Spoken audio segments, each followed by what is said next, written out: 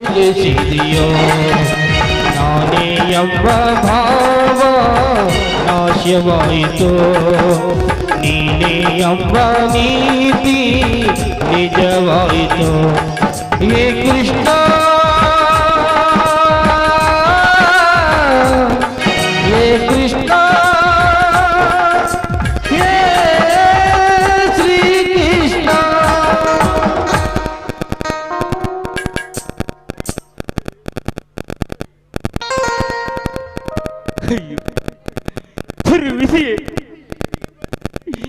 ಇಲ್ಲಿಗೆ ಬಂದಿದ್ದೆ ನನ್ನ ಕಣ್ಣೀರಿನ ಗೋಳು.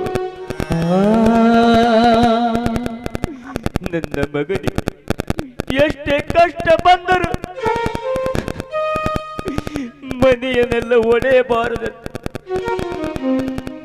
ವಚನ ತೆಗೆದುಕೊಂಡು ದೊಡ್ಡ ತಪ್ಪು ಮಾಡಿಬಿಟ್ಟೆ. ಅಲ್ಲ ಲಿಂಗ, ದೊಡ್ಡ ತಪ್ಪು ಮಾಡಿಬಿಟ್ಟೆ.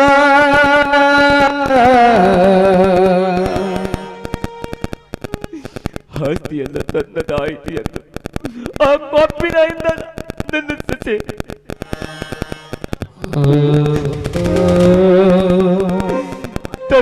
ಆ ಹೆಣ್ಣು ತನ್ನ ಬಟ್ಟೆಗಳನ್ನು ಒಗೆದುಕೊಂಡು ಇಸ್ತ್ರಿ ಮಾಡಲು ಬಯಸಿದ್ದಾಳೆ. ಇಲ್ಲ ಇಲ್ಲ, ಇಂದು ಎರಡರಲ್ಲಿ ಒಂದು ಇತ್ಯರ್ಥವಾಗಲೇಬೇಕು. ಆ ಗಂಡ ಹೆಂಡರಿಬ್ಬರು ಹೊರದಪ್ಪಿದರೆ ಜಗನ್ನಾಥ್ ಮತ್ತು ಸುವರ್ಣಳ ಅಕ್ರಮ ಸಂಬಂಧ ನನ್ನ ಹಿರಿಯ ಸೊಸೆಗೆ ಗೊತ್ತಾದಕ್ಕೆ ಎಷ್ಟೊಂದು ರಾದಂತ ಮಾಡಿದಳ ಘರತಿಯೇ ಅಡ್ಡು.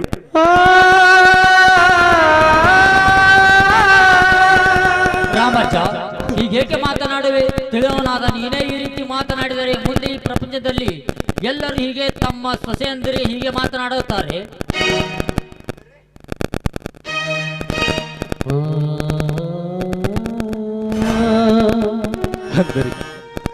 ಅಂದರೆ ಜಗನ್ನಾಥ ಕೂಡ ಇಟ್ಟ ಸಂಬಂಧವನ್ನು ಕಂಡು ನಾನು ಸುಮ್ಮನಿರಬೇಕೆ? ಇಲ್ಲ ಇಲ್ಲ. ಬೆಪ್ಪ, ಎಲ್ಲಿಟ್ಟರೆ ನಿನ್ನ ಬುದ್ಧಿಯನ್ನು? ಸುವರ್ಣ ಮತ್ತು ಜಗನ್ನಾಥ್ ದುಷ್ಟ ಕೂಟವನ್ನು ಮೆಟ್ಟಿ ನಿಲ್ಲುವ ದಿಟ್ಟ ಹೆಜ್ಜೆಯನ್ನು ಮುಂದಿಟ್ಟು ದಿನವೇ ನೀನಾಗುವೆ ಸ್ಮಶಾನ ಯಾತ್ರೆ.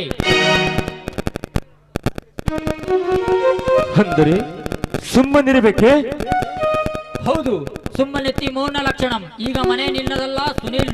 ನಿನಗೆ ಆ ಮನೆಯಲ್ಲಿ ಕೇಳುವ ಬಟ್ಟೆಗಾಗಿ, ತುಂಡು ಬಟ್ಟೆಗಾಗಿ ಇರುವ ಹೆಜ್ಜೆಗೆ ಅಧಿಕಾರಿಯಾಗಿ ತೋರಿಸುವ ಹೋದರೆ ಮುಗಿದುತ್ತು ನಿನ್ನ ಇತಿಹಾಸ. ವಿಚಾರ ಮಾಡಿ ನೋಡು, ವಿಚಾರ ಮಾಡಿ ನೋಡು.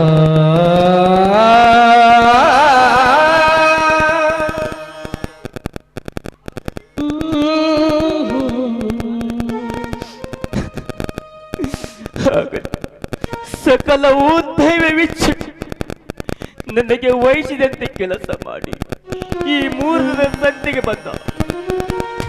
ಈ ಪಾಪಿ ಜನ್ಮದಿಂದ ಮುಕ್ತನಾಗವೆ ತಂದೆ, ಮುಕ್ತನಾಗವೆ.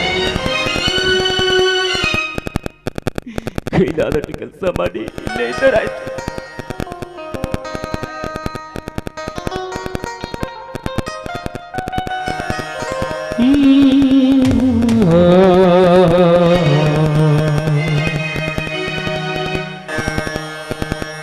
ದಾರಿ ದೀಪವಾಗಿ ಬಾ, ಜ್ಞಾನ ಜ್ಯೋತಿಯಾಗಿ ಬಾ. ದಾರಿ ದೀಪವಾಗಿ ಬಾ, ಜ್ಞಾನ ಜ್ಯೋತಿಯಾಗಿ ಬಾ. ಸತ್ಯ ಶಾಂತಿಯಾಗಿ ಬಾ, ಸತ್ಯ ಶಾಂತಿಯಾಗಿ ಬಾ. ಭವಗಳಿಗೆ ಬೇಗೆ ಬಾ. ಗುರು ಎಲ್ಲ ಲಿಂಗೇಶ ಇನ್ನೊಮ್ಮೆ ದರಿಗೆ ಬಾ. ಗುರು ಎಲ್ಲ ಲಿಂಗೇಶ ಇನ್ನೊಮ್ಮೆ ದರಿಗೆ ಬಾ. ದಾರಿ ದೀಪವಾಗಿ ಬಾ, ಜ್ಞಾನ ಜ್ಯೋತಿಯಾಗಿ ಬಾ.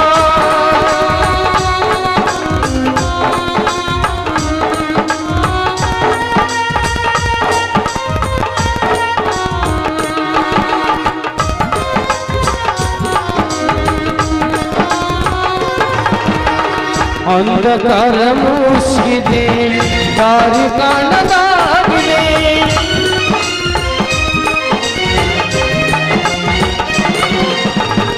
ಅಂಧಕಾರ ಮುಗಿಸಿದೆ, ದಾರಿ ಕಾಣದಾಗಿದೆ. ಭಯವ ತುಂಬಿ ಹೋಗಿದೆ, ಭಯವ ತುಂಬಿ ಹೋಗಿದೆ, ಮನವು ಬೇಸರಾಗಿದೆ. ಗುರು ಎಲ್ಲ ಲಿಂಗೇಶ ಇನ್ನೊಮ್ಮೆ ಧರಿಗಿವ, ಇನ್ನೊಮ್ಮೆ ಧರಿಗಿವ, ಇನ್ನೊಮ್ಮೆ ಧರಿಗಿವ. ಆನಳೆಂಬ ಭಯದಿಂದ ನಿನಗೆ ಹೇಳುತ್ತಿರುವೆ. ನೋಡು ಶಂಕರ್, ನೀನು ನನ್ನ ಕಣ್ಣೆದುರಿಗೆ ಬದುಕಿದ್ದು ಸತ್ತವನಂತೆ ಆಗಿಬಿಟ್ಟಿದ್ದೀಯಾ. ಏನು ಜಗನ್ನಾಥ್, ನೀನಾಡುವ ಮಾತು ನಾನು ಬದುಕಿದು ಪ್ರಯೋಜನ ಇಲ್ಲವೇ? ಬದುಕಿದು ಸತ್ತಂತೆವೇ? ಮರ ಎದೆಗೆ ಕಳಂಕ ಹತ್ತಿದರು ನೋಡಿಕೊಂಡು ಸುಮ್ಮನೆ ಇರುವನು ನೀನು ಒಬ್ಬ ಗಂಡಸೇ. ಜಗನ್ನಾಥ್, ಬಾಯಿ ಬಿಗಿ ಹಿಡಿದು ಮಾತನಾಡು. ಸ್ವಾಭಿಮಾನಕ್ಕೆ ಗುದ್ದಟ್ಟಾದರೆ ಪ್ರಾಣಕ್ಕೆ ಆ ಹುತ್ತಿಯಾವುದು ಈ ಹೇಸದ ಶಂಕರನಿಗೆ ಚುಚ್ಚಿ ಹಿಂಸೆ ಪಡಿಸಬೇಡ. ಹೇಳಬೇಕಾದನು ನೇರವಾಗಿ ಹೇಳು. ಶಂಕರ್, ಕೊಡ ಹಾಲಿನಲ್ಲಿ ಒಂದು ಹನಿ ಹುಳಿ ಬಿದ್ದರೂ ಹಾಲು ತನ್ನ ನಿಜ ಸ್ವರೂಪವನ್ನೇ ಕಳೆದುಕೊಳ್ಳುತ್ತದೆ. ಕ್ಷೀರವೆಂದು ನಂಬಿರುವ ನಿಮ್ಮ ಮನೆತನ ಮಸಣದತ್ತ ಸಾಗುತ್ತಿದೆ. ಅಂದರೆ ನೀನಾಡುವ ಮಾತ ಶಂಕರ್, ನಿಮ್ಮ ಮನೆತನದಲ್ಲಿ ನಡೆಯುತ್ತಿರುವ ಒಂದು ಗೊಂದಲಕ್ಕೆ ಆಸ್ತಿ ಪಾಸ್ತಿಯ ಜಗಳಕ್ಕಾಗಿ ಅಲ್ಲ, ಕಾಮದ ತೀಷ್ಣೆಯಿಂದ ನಡೆಯುತ್ತಿರುವ ಒಂದು ತುಣುಕಷ್ಟೇ. ಜಗನ್ನಾಥ್, ಹೊಲಸು ತಿನ್ನೋ ಪ್ರಾಣಿ ಬಾಯಿಯಿಂದ ದುರನಾಥ ಹೊರಟಿರಬಹುದೇ? ವಿನ ಕಸ್ತೂರಿಯ ಸುವಾಸನೆ ಕಾಮೋಜ್ವಾಲೆಯ ಕಂಡ ಹೆಗಡೆಯ ಶೀಲವನ್ನು ಬುಡ ಸಮೇತ ಕಿತ್ತಾಕ್ಲು ಹೊರಟುವ ನೀನು ನರ ಪಿಸಾಸಿ.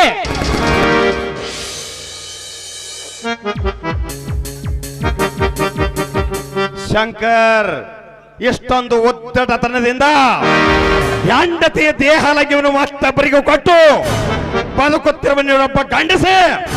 ಜಗನ್ನಾಥ್, ಹೊರಗೆ ಬಂದ ನಿನ್ನ ನಾಲಿಗೆಯನ್ನು ನಿನ್ನ ಮಧ್ಯದಲ್ಲಿ ಸೀಳಿ ನನ್ನ ಗರತಿಯಾದ ನನ್ನ ಮಡದೆಯ ಕಾಲಿನ ಚಪ್ಪಲನ್ನಾಗಿ ಮಾಡಿಬಿಡುತ್ತೆ. ಎತ್ತರ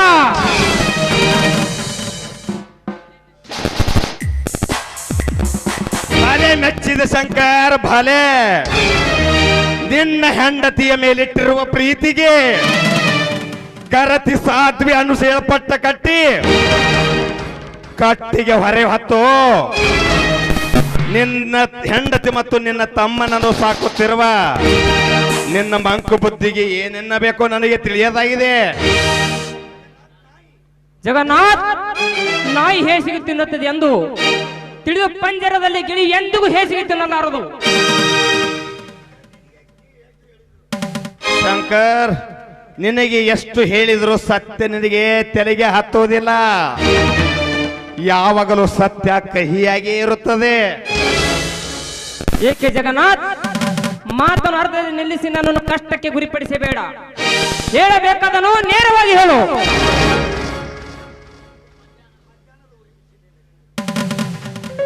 ಶಂಕರ್, ಮಧ್ಯಾಹ್ನದ ಉರಿ ಬಿಸಿಲಿನಲ್ಲಿ ತಾಪಗೊಂಡ ನೀನು ಹೆಂಡತಿಯ ಮುಖವನ್ನು ನೋಡುವುದಕ್ಕೆ ನಿನ್ನ ಮನಸ್ಸು ಹಂಬಲಿಸುತ್ತಿದೆ. ಈಗ ನಾನು ಏನೇ ಹೇಳಿದರೂ ನಿನಗೆ ವ್ಯರ್ಥವಾಗುತ್ತದೆ. ಇಲ್ಲ, ಹೇಳು ಜಗನ್ನಾಥ್. ಬೆಂಕಿಯನ್ನು ಒಡಲಿಟ್ಟುಕೊಂಡು ಜೀವಿಸುವುದಕ್ಕಿಂತ ಆ ಬೆಂಕಿಯನ್ನೇ ಚೆಲ್ಲುತ್ತೇನೆ. ಹೇಳು ಜಗನ್ನಾಥ್. No, never impossible. ನಿನಗೆ ಅದು ಎಂದೆಂದಿಗೂ ಸಾಧ್ಯವಾಗದ ಕೆಲಸ. ಅಂದರೆ ನಾನಿಲ್ಲದಿರುವಾಗ ನನ್ನ ಮನೆಯಲ್ಲಿ ನಡೆಯುವ ದುರ್ಘಟನೆ ಏನೆಂದು ಹೇಳು ಜಗನ್ನಾಥ್.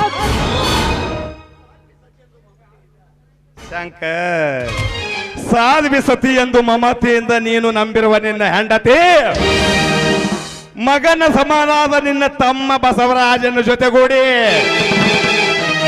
ತನ್ನ ಮೈಯನ್ನು ಮಲಿನ ಮಾಡಿಕೊಂಡಿರುವಳು. ಜಗನ್ನಾಥ್, ಹೌದು ಶಂಕರ್, ಇದು ನಿನ್ನ ಹೃದಯಕ್ಕೆ ಕಹಿ ಅನಿಸಿದರೂ ಇದು ಸತ್ಯವಾದ ಮಾತು. ಹುಚ್ಚು ಬಾಯಿ ಮರ್ಮ ಕರ್ಮಗಳ ಹೆತ್ತ ನುಡಿ ತತ್ತು ಪರಿಸಿದಳ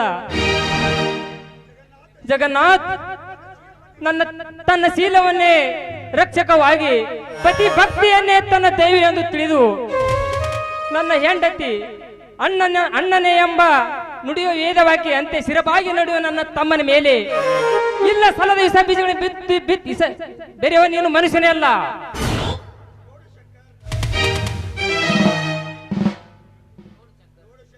ನೋಡು ಶಂಕರ್, ಅತ್ತಿಗೆ ಅಂತೂ ನಂಬಿಸುತ್ತ ಮಲತಾಯಿಯ ಜೊತೆಗೆ ಮಲಗುವ ಭಂಡರಷ್ಟಿಲ್ಲ ನಿನ್ನಂಥ ಮನೆಯಲ್ಲಿ. ನಿನ್ನ ಮನೆಯಲ್ಲಿ ನಡೆಯುತ್ತಿರುವ ಕಾಮದ ಚೇಷ್ಟೆಯನ್ನು ನೋಡಿಕೊಂಡು ಬಾ, ನಿನಗೆ ಗೊತ್ತಾಗುತ್ತದೆ. ಅಂದರೆ ಜಗನ್ನಾಥ್ ತಾಯಿ ಮಗನ ಸಂಬಂಧವಿದ್ದಂತೆ. ಶಂಕರ್, ಕಾಮದ ಪಿತ್ತ ನೆತ್ತಿಗೇರಿದಾಗ ಯಾವ ಅತ್ತಿಗೆ ಯಾವ ತಾಯಿ ಸುಖ ಕೊಡುವ ಹೆಣ್ಣಿಷ್ಟದ್ರೆ ಅಷ್ಟೇ ಸಾಕು. ಈ ಕಲಿಕಾಲದಲ್ಲಿ ವಿಚಾರ ಮಾಡಿ ಹೋಗು ನೋಡು.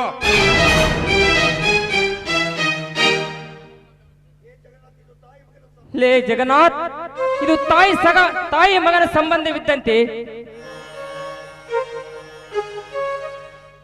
ಶಂಕರ್, ನನ್ನ ಮೇಲೆ ನಂಬಿಕೆ ಇಲ್ಲದಿದ್ದರೆ ಬೇಗನೆ ಹೋಗಿ ನೋಡು ನಿಮ್ಮ ಮನೆಯಲ್ಲಿ ನಡೆಯುತ್ತಿರುವ ಕಾಮದ ಆಟವನ್ನು.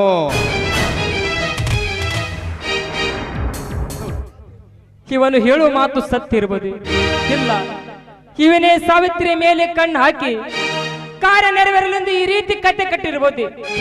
ಛೇ ಛೇ, ಇದು ನನಗೆ ಯಾವುದು ತಿಳಿದೇ ಇತ್ತು.